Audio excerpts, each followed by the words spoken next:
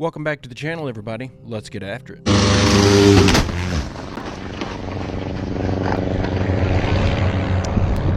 Golly, how does that even happen? I guess now even airplane pilots are playing on their phones instead of paying attention where they're going. Oh my god, what is happening? Guys, do you see this? There's two suns. What is this? It's really two suns, Jen. Oh my god. Wait, what is happening? Wait, why are there two suns? I'm so confused. Dude, it's two suns, I promise you. I've been hearing about this a lot, and I've seen a couple of videos that didn't look very believable, but this one looks pretty good. I don't know if it's some sort of issue with the glass that they're looking through or something like that is causing some weird reflection and making like a refractive pattern of the sun. Yeah, I don't have a clue, but that definitely looks like there's two suns in the sky. Elon Musk has just cured blindness in monkeys, but it doesn't do what you think it does. So Elon's announcement surprised everyone, because turns out Neuralink is moving fast. It was only in January 2024 when a human got a brain implant, and then in March, that human was playing chess with his mind. And now they restored eyesight in some monkeys. How is this possible? Neuralink's telepathy product translates brain activity into inputs on a computer, but you can do that with a cheap EEG, like the streamer did to play Elden Ring with your mind. Restoring eyesight takes data from the outside and inputs that through wires into your visual cortex. In theory, you don't even need an eye to use Neuralink's next product, Blindsight, and eventually this could surpass human vision. But right now the resolution is low, and regardless of what you think about Elon Musk, he's absolutely doing a lot for humanity.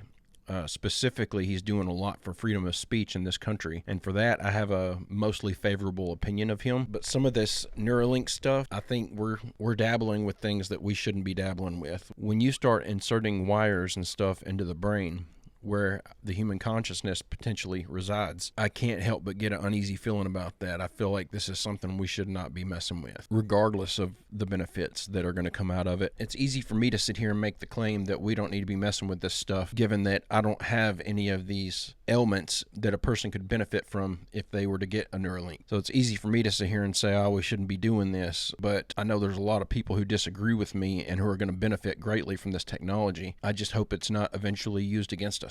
That's my biggest fear. It sounds loony when we start having these kind of conversations about like Satan and evil and good and, you know, and biblical stories. But as time goes on, I think that what the Bible is I think at one point in time, there was a very sophisticated society that got wiped out by some sort of a massive natural disaster. And then over time, they told the stories that they had learned since they stopped writing things down, and they probably had to live like barbarians for thousands of years. But they always had the stories. It like literally the Big Bang. In the beginning, there was light. If you told that for thousands of years, that's what that would be. Right. The Adam and Eve in the garden, the creation, that someone created this. Like that they were trying to tell us, and that men can go down evil, wicked ways, and it can lead to destruction. And these are some of the symptoms that you'll see when it leads to destruction. It's like, this is like a map of civilization. Right. It's just so old, and it's been translated so many times from ancient Hebrew and Aramaic and all these different languages down to Greek and Latin and English finally. It's like, there's so much, like, what was really said? What was really going on? Because a lot of it seems too on the money. Like, if we wanted to try to put this through some sort of a logical filter or figure out, like, is someone really trying to warn us about the natural progression that all societies and all civilizations go down if you don't have a moral compass and if you don't follow and adhere to the rules of God? Well, there's still stuff that hasn't yet, right? Like what has been prophesied that hasn't yet happened. So time will tell, right? I think his return is past due. Like Dr. Manhattan. Yeah. If that would be the wildest, forget about UFOs. I mean, UFOs would be pretty wild. UFOs on the White House lawn would be wild. Jesus on the White House lawn, wow. That would be the game changer. I pray for that. Like, But come back, God, do you think please. people would even believe it? They would think, oh my God, this is Illuminati. I think that's a pretty interesting take on the Bible, that it was stories that were passed down through thousands of years whenever writing wasn't really a thing, because they were all living like barbarians and out hunting and gathering, so they didn't have time to sit down and learn how to read and write. And then eventually when reading and writing became a thing, they wrote these stories down. That's an interesting take. One thing he points out that I cannot agree with enough is that there is so much predicted in the Bible that seems to be coming true right now. It seems like we are living through revelations. Even if you don't believe in the Bible, I'm not a Christian, but even if you don't believe in the Bible, you can read it and see the similarities in what's going on, and it's absolutely terrifying. Hey, if you're enjoying this video and you like this kind of content, I make a new one just like it every day, Monday through Friday. It'd be awesome if you'd hit the subscribe button and come back tomorrow to join me. Scientists in South Korea have achieved a major milestone in nuclear fusion research. South Korea's artificial sun, the K-Star reactor, successfully maintained a plasma loop at 100 million degrees Celsius for a record-breaking 48 seconds. This surpasses their previous record of 31 seconds and is a major step towards harnessing the near-unlimited clean energy potential of nuclear fusion. Nuclear fusion, the process powering stars, involves merging light atoms to create heavier ones, releasing massive amounts of energy. Replicating this process on Earth is incredibly challenging, requiring extreme temperatures and pressures. While generating the extreme temperatures required for fusion is relatively simple, the real challenge lies in containing the superheated plasma within a reactor long enough for the fusion process to occur. South Korean scientists are addressing this by using improved reactor components and have their sights set on maintaining 100 million degrees Celsius for 300 seconds by 2026. Nuclear fusion research focuses primarily on a type of reactor called a tokamak. Tokamaks are donut-shaped devices that utilize powerful magnetic fields to confine and control superheated plasma, the fourth state of matter. Plasma, formed when gas becomes so hot that electrons separate from atoms, is essential for the fusion process. To achieve successful nuclear fusion, the plasma must reach incredibly high temperatures, at least 100 million degrees Celsius, or 6 times hotter than the sun's core. I think that looking into nuclear power is a great idea. I think that that would solve a lot of our energy problems, especially here in the United States. I think our energy grid is long overdue for some revamping, but I'm curious about how dangerous this technology is in comparison to pulling electricity from the ether, which is what we should be doing. I'm completely convinced that's a real thing, and that's the direction we need to be looking in to solve our energy problems. They are hiding this from you. Did you know that the Great Wall of China is 13,171 miles long? And why has it always been downplayed throughout history? To put that in perspective, from the east to the west coast of America, it is on average 3,000 miles. You have to times that by 4 and add 1,000, and you're still not at that number. It leaves you to wonder, how did they build such a wall, and why? Did you even know that China was that big? They started to build the Great Wall of China in 220 BC, before Jesus had even walked the earth. No sane ruler or country would dedicate that many resources and power to build something with no purpose, especially if they knew it would take over 1,000 years to build the finished wall. Who were they defending against that they needed all 13,000 miles to even fathom winning? What or who were they so scared of? The theory is that the wall was built by the Tartarian Empire. If you look at old maps and photos, you would see that the steep side of the Great Wall and the lookout post is actually facing China. Normally, those sides be used to prevent any invaders from climbing up or to pick off enemies with crossbows. The fact that it faces China implies it was built by someone else, the Tartarians, to keep whatever was in China in, rather than defend what was in China. Follow to learn more. And I think this is one of the biggest clues to the Tartarians, is the fact that the Great Wall of China appears to have been built to defend against the Chinese. This is one of the big mysteries of the world, is why is that wall facing the direction it's facing? And nobody can give a legitimate answer for it. Book of Wisdom. Stop wearing glasses. The longer you wear glasses and cover up your eyes, the thicker your glass gets, because your eyes become worse. Your brain will adapt to the new thickness of the lens, and the eye will start to work less. Yes, your eyes are muscles. You need to train them to become stronger. You're blocking the sun's rays from getting into the eyes. Whatever is in your visual field goes into the brain, and then the brain will then affect the central nervous system. So whatever you see is having an effect on your whole body. This is why they don't want you looking at the sun anymore, because the sun's rays can actually heal the eyes and heal the body. This is why they promote sunglasses, because sunglasses block the sun from entering into your eyes and awakening your pineal gland and stimulating the body's electrical nervous system. Link is in my bio for the Book of Wisdom. PDF or paperback copies available in various languages, shipping worldwide. Visit www.bookofwisdom.net. So I actually have better than normal vision in my left eye and normal vision in my right eye. But whenever I was a kid, my left eye was so much stronger than my right eye would just refuse to focus. And so everything out of that eye was blurry if I closed my left eye, even though I had 20/20 vision in it. So what they made me do was walk around with an eye patch over my left eye for about 3 weeks to strengthen this one, to strengthen the muscle in my eye. And it worked. I still have the same issue today and need to redo that. I need to strengthen this muscle in this eye again because things are still a little blurry whenever I close my left eye, even though I've got perfect vision in this eye. I've just got really good vision in this one. There's got to be some truth to this because I was made as a kid to work out the muscle in my right eye, and it actually improved my vision. In 1980, a towering monument emerged on a 5-acre plot of farmland in Elbert County, Georgia. Comprised of 4 monolithic slabs of granite, the Georgia Guidestones bore inscriptions outlining principles for a supposedly more peaceful and orderly society. Erected under the cloak of anonymity, the identity of the monument's creator, known only as R.C. Christian, remained a closely guarded secret for 4 decades.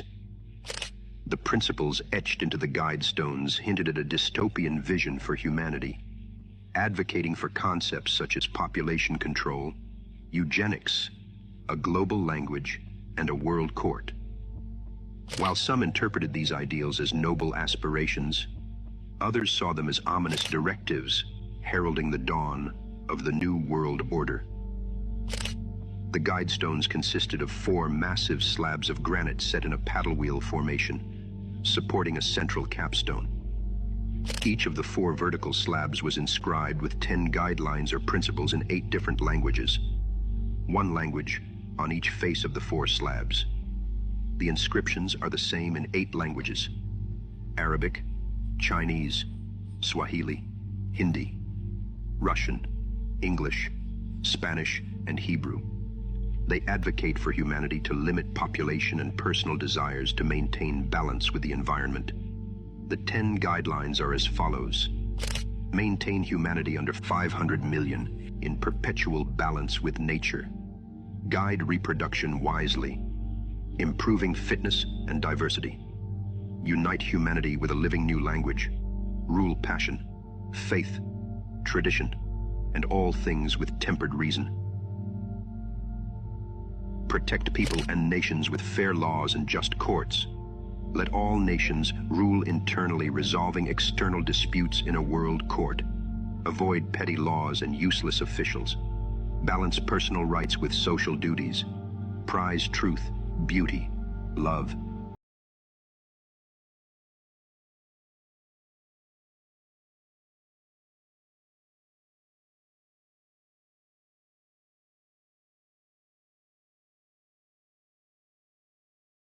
A group of anonymous Americans. The purpose and the identity of the people behind the Guidestones have been a topic of much speculation and conspiracy theory.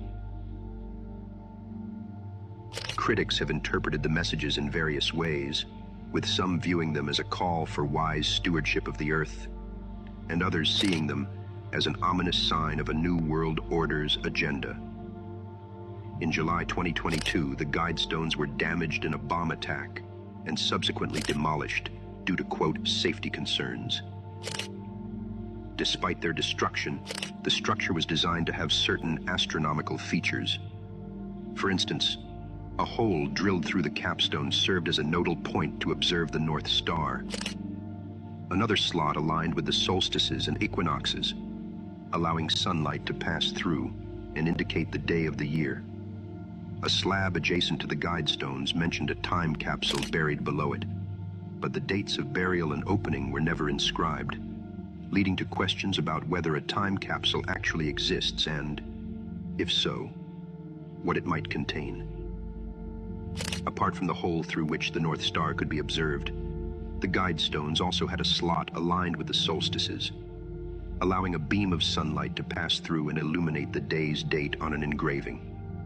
One side of the capstone is inscribed with the words, "Let these be Guidestones to an age of reason," in 4 ancient languages: Babylonian cuneiform, Classical Greek, Sanskrit, and ancient Egyptian hieroglyphs. They want to taunt us with their control. That's why those Guidestones were erected. And the world started waking up in a way that they didn't see coming because of the internet. And so they had to destroy those things. And I'm completely convinced that's the way that went down. Everything that exists in the world today was 100 times bigger when these trees were alive because the oxygen levels were so rich. This is what I mean when I say most geology is petrified biology, because whatever caused these giant tree stumps to petrify would have petrified all organic matter on Earth. Sandstone is petrified red cedar and quartz is petrified tree sap. There's a company known as the Sand Mafia that makes sand from petrified wood. Petrified wood is really high in all types of iron, hence why there's so much iron in the world. Hangman 1128 on YouTube has over 100 hours of content about these magnificent tree remains. He's documented the science, so start from the beginning of his videos to gain a better understanding. The Book of Enoch speaks of 200 great world trees covered in jewels, gems, and all the fruits of the world. It says in the book the angels were sent down to cut the trees to prevent the giants climbing them to escape the great flood. I'm not religious, but I find it highly suspicious why that book was removed from the original scriptures in the Bible. After all, wasn't Enoch supposed to be related to Moses and Noah? That book also speaks of the workings of this world, and it sounds nothing like a heliocentric universe, but it does sound much more like an enclosed realm with the luminaries revolving above. You believe giant lizards bigger than houses once roamed this earth, but trees are already bigger than houses, so what's so hard to grasp? The scale difference between trees of today and these trees is that of an ant compared to a human. Your entire history has been fabricated to control your present and future. You're literally living a lie and paying them for the pleasure.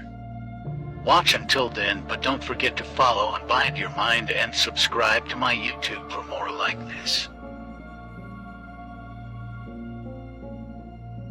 You know, it makes sense when you hear about in prehistoric times, regardless of when you think dinosaurs and stuff roamed the earth, they have all these tales of prehistoric bugs and stuff that were the size of a sedan. And they claimed that it was because there was so much more oxygen on the planet back then, so that oxygen, that extra oxygen, allowed things to grow to just ridiculous sizes, and that's why the dinosaurs were so big. Where did all this extra oxygen come from? It probably came from giant trees that have since been converted over to mountain ranges by petrification. I wouldn't say that I'm completely convinced that we have mountains that are made from massive ancient petrified trees that have been chopped down, but I've seen enough evidence to make it make sense. I've seen enough evidence to make it look like this is possibly true. You're cursing yourself if you do this. It's the Antichrist cross, which represents the brain and the heart and cutting the connection. The reason why this is bad is because the heart and the brain are directly connected. The cranial brain does the thinking, but every thought you think creates an emotion felt in the heart. In fact, the heart has its own neural network of 40,000 specialized cells, which are the same ones in your brain. So the heart is your second brain. However, the cranial brain has 2 hemispheres, therefore thinking with it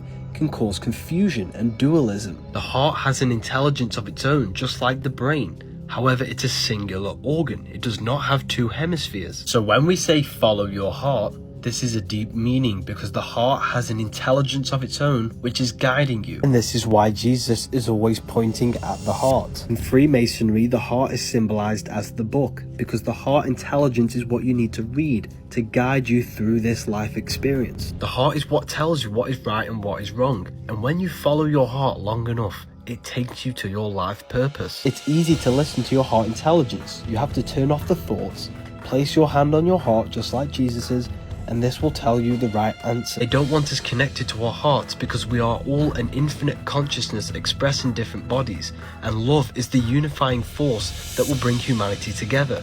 So when I met my wife for the first time, I was 18. Me and a friend of mine went over to her aunt's house where she was babysitting, and I was a very stubborn person at the time. When it came to what I was looking for in a woman, I had my mind made up what I was looking for, and I wasn't going to settle for anything else. That was my view on things. When I met her, she sent up so many red flags because of her behavior and the way that she was talking and the way that she was reacting to my presence. And I won't go into detail, but I'll just say she was totally not the person I thought she was. And it shocked me and threw me for a loop. And in my mind, I was thinking, this girl is everything I'm not looking for. She's beautiful, but she's everything I'm not looking for. And there was something about the interaction that when I left, we were walking back to my truck. We were still in the driveway of her aunt's house. We were walking back to my truck, and my buddy, knowing how I was, knowing what I'm looking for in a relationship, knowing what kind of girl I'm desiring to have in my life, he looks at me and says, "Man, I'm so sorry. I had no idea that she was like this." And I looked him right in the eyes in that driveway and said, "Dude, don't worry about it. I'm going to marry this chick. I have a feeling about it. I'm going to spend the rest of my life with her." And within 2 weeks, we were in love, in a strong relationship, and the rest is history. Sometimes you do think with your heart instead of your brain, and sometimes what your heart's telling you to do is very different than what your brain's telling you to do, and you've got to make a decision to listen to one or the other. Fortunately for me, I listened to my heart and later found out that the reason she was acting the way she was acting is because she was a little younger than me and liked me and wanted to impress me, and so she was trying to act older than she was, thinking that that's what I wanted. Once we started dating, the real her came out and there were no red flags. Usually happens completely the opposite of that. So I got really, really lucky. That's not missed on me. I just thought that was a good example of the difference between listening to your head and listening to your heart. Oh shit. I got good.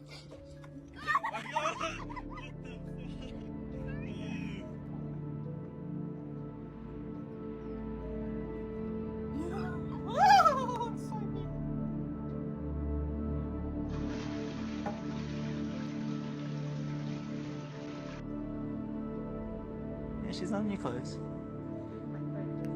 Yeah, she's not in your clothes. Stop. Stop fighting. Are you scared of bugs?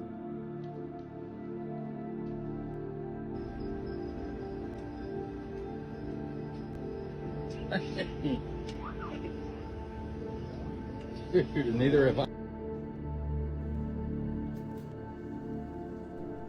So this is from one day when I was vacuuming my room when I was living in Australia, and I vacuumed behind a cushion that was on my floor and sucked up a funnel web spider. And this video right here is the reason you'll never even catch me at a layover flight in Australia. There's no way I'm going somewhere where they have a higher poisonous spider population than they do people.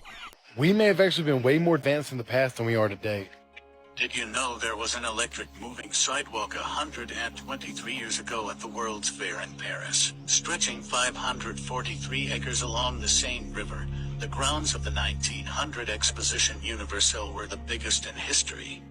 And just like all the other World's Fairs, almost everything was destroyed afterwards, including this incredible electric moving sidewalk. It was elevated above the street on a 23-foot tall iron viaduct and consisted of 3 sections. One was stationary while the other ones moved continuously at 3 miles per hour and 6 miles per hour.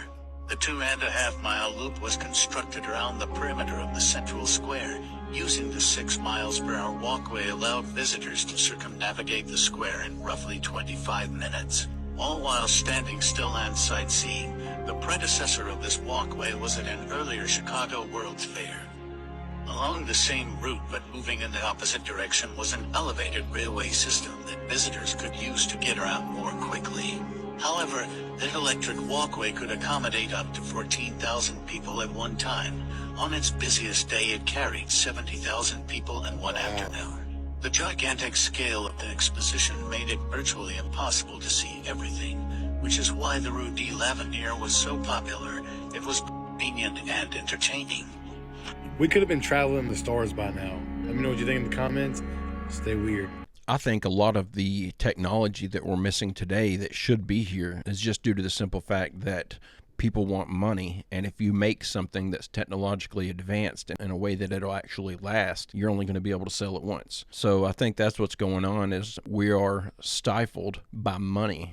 Our technological advancement is stifled by money because people want to make you something that you're going to be able to get 3 or 4 years use out of, and then it's going to tear up, and then they can sell you another one. And so there's no real advancements being made. There's just more features being added onto crappy products. But guys and gals, I'm going to go ahead and end the video right there. I hope you enjoyed these clips we watched together today.